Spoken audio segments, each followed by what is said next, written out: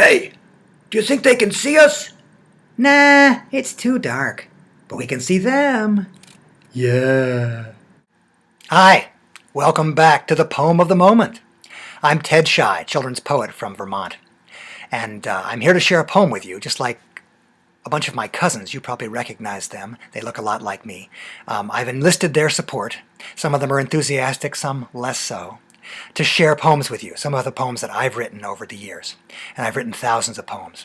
So I'm going to share one with you today that I was reminded of because it happened to me a long time ago. And poems especially, I think, are wonderful at helping you remember stuff that happened. And I was a kid a long time ago, back when dinosaurs ruled the earth. And this is something that happened to me a long time ago. I had a kid in my class who, his name was Max. His long name was Maximillian, but we called him Max. That was his nickname. And he was really loud. He wasn't a best friend of mine, but he was an okay kid. And he was loud. He just couldn't, he didn't have a volume control on his voice. So a few years ago, I thought about that kid. I don't know where he is now because he's a grown-up. And I said to myself, what did that kid Max remind me of? What was he like? And I wrote this poem. The poem appears in a book called I Invited a Dragon to Dinner. I don't recommend you do that.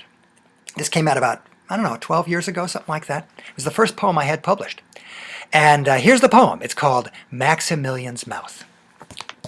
You hear it coming down the tracks, but there's no way to stop the mouth of Max. Don't stand in its way, you'll be run over flat. It's coming through, and that is that.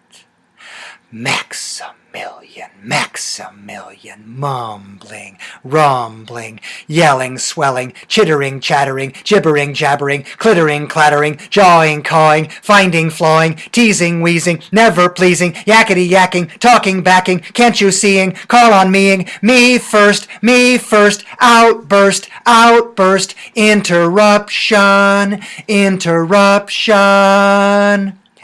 The train eventually goes away when Max and his mouth go home for the day. The peace that comes when that occurs makes ears grin broadly, mine and yours. It's true. It's true. I had this funny thought that Max, who's a grown-up now, wouldn't it be funny if he's reading this poem to his kids and they go, Dad, this sounds like you. Here's the picture that goes with it.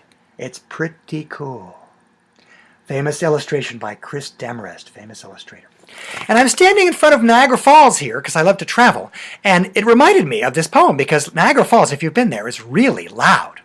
Almost as loud as Max. Max was way louder, actually. So anyway, thanks for coming to the Poem of the Moment, and come back soon. PoetryGuy.com is where we live, and my cousins and I know there's a lot more poems you'll enjoy. So see you later, refrigerator. Bye-bye, apple pie. Toodaloo, kangaroo.